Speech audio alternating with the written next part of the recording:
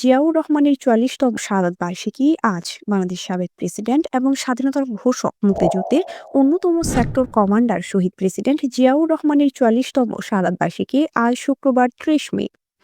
১৯৮১ সালের এই দিনে চট্টগ্রাম সার্কিট হাউসে সেনাবাহিনীর কিছু বিপথগামী সদস্যের হাতে তিনি নিহত হন। জিয়াউর রহমান মুক্তিযুদ্ধের অন্যতম সেক্টর কমান্ডার ও জাট ফোর্সের অধিনায়ক ছিলেন। বাংলাদেশের অন্যতম প্রধান রাজনৈতিক দল বাংলাদেশ জাতীয়তাবাদী দলের প্রতিষ্ঠাতাও তিনি। জিয়াউর রহমানের শাহাদাত বার্ষিকী উপলক্ষে ২৫ মে থেকে ২ জুন পর্যন্ত বিভিন্ন কর্মসূচি হাতে নিয়েছে বিএনপি ও এর সহযোগী অঙ্গ সংগঠনগুলো। জিয়াউর রহমান ১৯৩৬ সালের ১৯ জানুয়ারি বগুড়ার গাবতলী উপজেলার বাগমারা গ্রামে জন্মগ্রহণ করেন। তিনি ১৯৭৫ সালে ৭ নভেম্বর সিপাহী জনতার বিপ্লবের মাধ্যমে রাষ্ট্রীয় ক্ষমতার কেন্দ্রবিন্দুতে অধিষ্ঠিত হন। তিনি ১৯৭৮ সালের ১ সেপ্টেম্বর বিএনপি প্রতিষ্ঠা করেন।